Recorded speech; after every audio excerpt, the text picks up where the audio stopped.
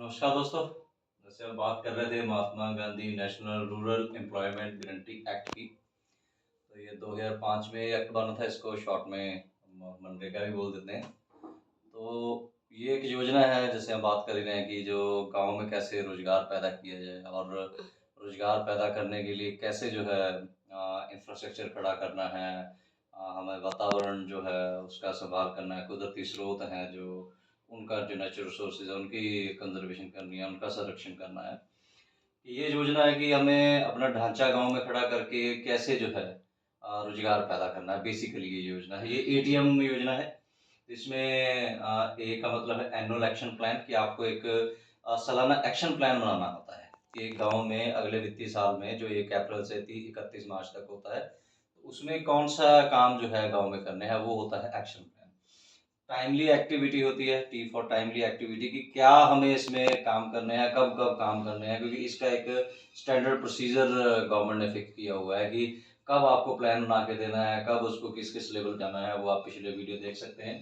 तो स्पेशल ग्राम सभा का आयोजन इसमें करना होता है, जो 30 नवंबर तक एक्शन प्लान बना के देना होता है। और उसके बाद आपको मॉनिटरिंग करनी होती है कि वो अगले लेवल पे, गांव से ब्लॉक लेवल पे, ब्लॉक ब्लॉक से जिला, जिला से स्टेट, कि कहाँ कहाँ तक वो प्रोजेक्ट जो है वो पहुंच गया है। तो मनरेगा के जैसे अभी आपको जानकारी मिली गई होगी, आप पिछले वीडियो देख सकते हैं कि 60% जो फंड है वो सिर्फ खेती के लिए होते हैं। तो ये वहम कि ये खेती के लिए नहीं है, कि मनरेगा जो है वो मजदूरों को खेत से निकालने के लिए बनाई गई स्कीम, ऐसा नहीं है। ये खेती के लिए स्कीम है, लेकिन उसका इस्तेमाल कैसे करना है, वो किस किन किन कामों के लिए, उसकी जानकारी जरूरी है। जैसे हमने बागवानी और एग्रो फॉरेस्ट्री की बात की थी, वन खेती की बात की थी, तो जब वृक्षारोपण की बात की थी, तो उसमें जो है आपका सारे का सारा जो है लेबर जो है वो वहाँ पे आपको मिलेगी। आपने बाग लगाना है तो उसको संभालने के लिए 3 साल तक जो लेबर मिलेगी। आपने पेड़ लगाए हैं जो टिम्बर के लिए, या जहाँ इवन सजावट के लिए अगर आपने लगाए हैं, तो उसकी देख रेख के लिए आपको लेबर मिलेगी। सिर्फ यही काम है एक बागवानी का, जिसमें किसान को खुद काम करने के लिए अपने खेत में लेबर मिलेगी।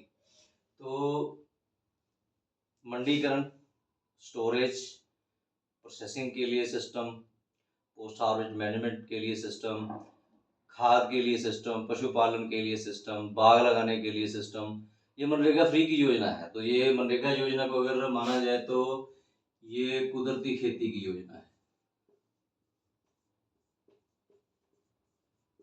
तो कुदरती खेती के लिए सबसे बड़ा योजना यही है। तो हमारे एक्टिविस्ट बहुत बार बात करते रहते हैं कि कुदरती खेती के लिए कोई योजना नहीं है, कुछ स्पेशल बनाया जाए। अरे भाई, स्पेशल क्यों बनाना है? तो ये आपके पास इतनी बड़ी है तो सही, जिसमें ऑर्गेनिक खाद कैसे पैदा करनी है, और वो भी खेत में। तो भारत सरकार भी इसको उतना प्रमोट नहीं कर पा रही है किसी कारण से। स्टेट का तो बहुत ही बुरा हाल है। कुछ स्टेट को छोड़ दें, अगर बिहार, छत्तीसगढ़, राजस्थान, मध्य प्रदेश जैसी स्टेट से उसमें अच्छा काम हो रहा है।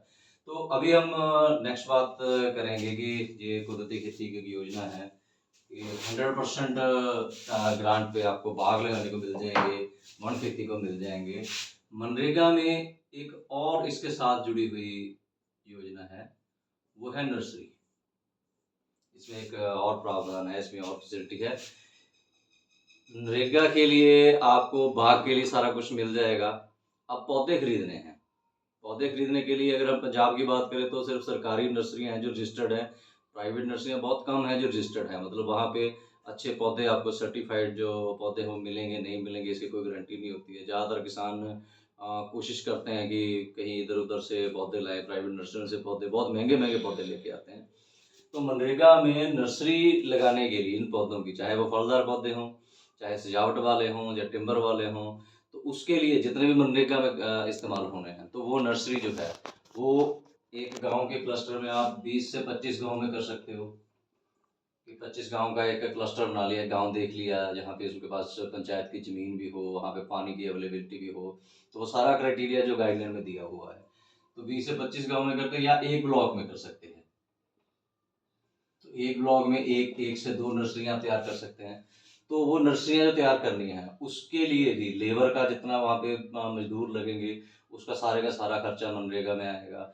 उसको बनाने के लिए शेड, उसको शेड ने जो नेट लगेगा वहाँ पे, जो वहाँ पे कंज्यूमेबल लगेंगे, जो मदर प्लांट है उसके लिए, जो सीड है उसके लिए, खाद है उसके लिए, जो उसमें लिफाफे चाहिए, कुछ भी ऐसे ट्रे चाहिए, वो सारे का सारा खर्चा जो है वो मनरेगा से होता है। तो मनरेगा में आपकी जो नर्सरी भी डेवलप हो जाएगी। तो ये नर्सरियाँ अगर पीएयू या कृषि विज्ञान केंद्र या बागवानी विभाग है या पीएयू के जो रीजनल खोज केंद्र हैं, ऐसी हर स्टेट में यूनिवर्सिटियों के खोज केंद्र होते हैं, कृषि विज्ञान केंद्र होते हैं। तो किसानों का एक ग्रुप ले वहाँ पे नौजवान किसान जो हैं या जो नौजवान जो किसान भी नहीं हैं लेकिन वो कुछ काम करना चाहते हैं, रोजगार पैदा करना चाहते हैं, तो वो नर्सरी की ट्रेनिंग ले सकते हैं। तो नर्सरी की ट्रेनिंग लेके गांव में जो पंचायत की जगह है या किसी के पास निजी जगह भी है वो लीज पे लेके कोशिश होनी चाहिए कि पंचायत की जगह पे हो, कि पंचायत की जगह लीज पे लेके उस पे जो है वो नर्सरी विकसित की जा सकती है। तो इससे क्या होगा कि लीज से जो है पंचायत को जो आमदन भी बढ़ जाएगी और हर जगह पे हर ब्लॉक में एक एक हो जाए। तो पंजाब में 148 ब्लॉक हैं, तो 148 नर्सरियां हो जाएंगी। वो ट्रेनिंग लेंगे तो वो सर्टिफाइड, तो 148 जो है सर्टिफाइड जो नर्सरीज है वो वहाँ पे आ जाएगी। तो एक तो मनरेगा के लिए पौधे पैदा हो जाएंगे, उसके बाद आप देखते हैं जितने सजावट वाले पौधे होते हैं या और भी कहीं जगह पौधे लगते हैं, सब प्राइवेट नर्सरी से लेके आते हैं जिनको कोई बिजनेस वाला कंट्रोल करता है। तो यहाँ पे सारे का सारा ये नौजवानों के पास आ जाएगा। जो शहर में भी पेड़ पौधे लगने होते हैं वो भी इन्हीं नर्सरियों से जाने शुरू करेंगे। ये कितने सालों तक, कितनी सदियों तक ये कारोबार चल सकता है इसका हम अंदाजा ही लगा सकते हैं। तो मनरेगा में जो नेक्स्ट है जिसको आपका काम करने की लेबर मिलेगी, जो खेती से संबंधित काम है, वो ये है।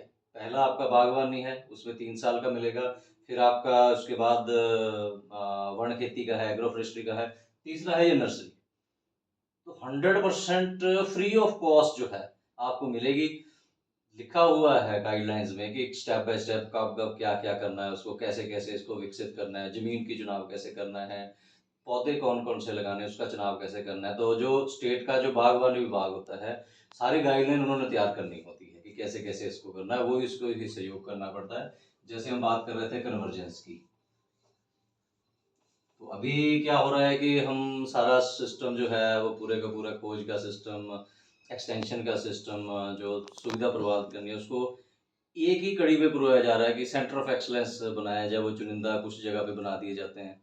तो उसकी बजाय अगर किसानों को ये सिखाया जाए तो सरकार का एक पैसा भी नहीं लगेगा। तो जो ऑफिसर सेंटर ऑफ एक्सलेंस में बैठे हैं वो वहाँ बैठने की बजाय फील्ड में सब किसानों के पास जाएंगे, किसानों को सक्षम बनाएंगे। तो जैसे हमारे पंजाब में होशियारपुर में जो सबसे बड़ी ऑर्गेनिक किसानों की सोसाइटी है, इनोवेटिव फार्मर एसोसिएशन, तो वहाँ से हमने सोसाइटी के थ्रू जो पीएयू का फ्रूट रिसर्च स्टेशन है, फल खोज केंद्र है होशियारपुर में, वहाँ वैज्ञानिकों से हमने रब्ता किया। उनसे हमने किसानों को ट्रेनिंग दिलवाई कि कैसे जो है अपने रूट स्टॉक सेलेक्ट करना है, कैसे अपने पौधे जो हैं उसकी ग्राफ्टिंग, बर्डिंग, प्रूनिंग, ट्रेनिंग सारा कुछ करना है कि जो फलदार पौधे हैं उनका करवाया। तो धीरे धीरे ऐसे ही दूसरे पौधे जो हैं उनकी भी ट्रेनिंग होती रही। तो वैज्ञानिक पैदा करके किसानों को कुछ देने की बजाय अगर किसानों को पैदा करने का सिखाएं, तो जैसे बीज की हम बात करते हैं इसी तरीके से पौधों का भी, क्योंकि बागवानी जो है, इवन जो है आपकी एग्रो फॉरेस्ट्री भी है वो कुछ सालों में खत्म हो जाती है, लेकिन बागवानी जो है वो पशुपालन से भी कहीं रिस्की बिजनेस होता है। क्योंकि बाग जो है वो आज 5 7 8 साल बाद जो है वो अपनी इकोनॉमिक यील्ड देना शुरू होता है, जब किसान को रिटर्न आने लगती है। और बाग जो है 20 25 30 साल तक चलता है। तो अगर शुरू में ही गलत पौधे अगर आपके खेत में लग गए और ऐसे पौधे लग गए जो उतने लंबा टाइम टाइम तक नहीं चल पाएंगे, तो आपको बहुत, किसान को बहुत ज़्यादा नुकसान हो सकता है। और उसके मार्केटिंग की और भी बहुत सारी उसमें चीज़ें हैं। तो ये जो नर्सरियाँ हैं, ये नर्सरियाँ अगर विकसित हो जाएंगी तो किसानों को पता होगा कि हमारे पास कैसा पौधा आ रहा है। तो हमारे जितने भी डिपार्टमेंट है आपने बात कीजिए, उनसे ट्रेनिंग लीजिए। तो ये फ्री ऑफ कॉस्ट नर्सरी आपकी लग जाएगी। आप 20 25 गांव की, आप 10 गांव में भी एक बना सकते हैं। ये तो आपके ऊपर निर्भर करता है कि आप 8 10 गांव, हर गांव को तो मिल नहीं सकती, या एक गांव शुरुआत कर सकता है, वहीं से पौधे सप्लाई किए जा सकते हैं। तो पंजाब में मानसा में मनरेगा के थ्रू ये ऐसी नर्सरियाँ कुछ गाँव में बनाई गई हैं। तो जैसे मैंने बताया था कि पेड़ लगाने का जो फॉरेस्ट्री का अफॉरेस्टेशन का काम है, वृक्षारोपण का काम है, पंजाब में मानसा में सबसे ज़्यादा हो रहा है। तो अच्छे ऑफिसर जो होते हैं वो काम करते ही हैं और अच्छी उदाहरण फिक्स करते हैं। तो आप भी, अभी समय है 30 नवंबर तक, ग्राम सभा में मता पास कीजिए, अपने गांव में नर्सरी लगाइए। तो उसका मैं एटीएम का आपको सिस्टम बता ही दीजिए, एक्शन प्लान बनाइए कि हमने नर्सरी लगानी है और उसको फॉलो कीजिए कि सही टाइम पे सही जगह पे वो पहुँच जाए और आगे भी बढ़ता जाए। हर गाँव में नर्सरी लग सकती है, लेकिन मनरेगा का वो सुविधाएँ देखनी पड़ेंगी कि वो क्लस्टर में सुविधा है या ब्लॉक लेवल पे सुविधा है। सो मेरा सुझाव तो यही है कि 20-25 गाँव के क्लस्टर से या एक ब्लॉक में एक नर्सरी से शुरुआत की जाए और इसको सर्टिफ़ाई ज़रूर करवाया जाए। जो ट्रेनिंग लेके जो भी इसकी कंडीशन है, वो सारे के सारे 100% प्लांट इसमें अवेलेबल है और इसको जो कन्वर्जेंस है, वो जो नेशनल हॉर्टिकल्चर मिशन है, उसके साथ कन्वर्जेंस करके तो जो तकनीकी सुविधाएँ हैं या और सुविधाएँ हैं इसमें जो आ रही हैं, वो भी आपको मिल सकती है। जैसे कि आपका रूट स्टॉक आना है, तो जो सरकारी नर्सरियाँ हैं, उससे जो बेसिक रूट स्टॉक रखा जा सकता है और ये नर्सरियाँ आगे प्रोपेगेट की जा सकती हैं। तो आपको अभी ग्राम सभा में मता पास करना है, जैसे बाकी मतदाताएँ हैं, इसके लिए आप पिछले वीडियो देख सकते हैं। धन्यवाद।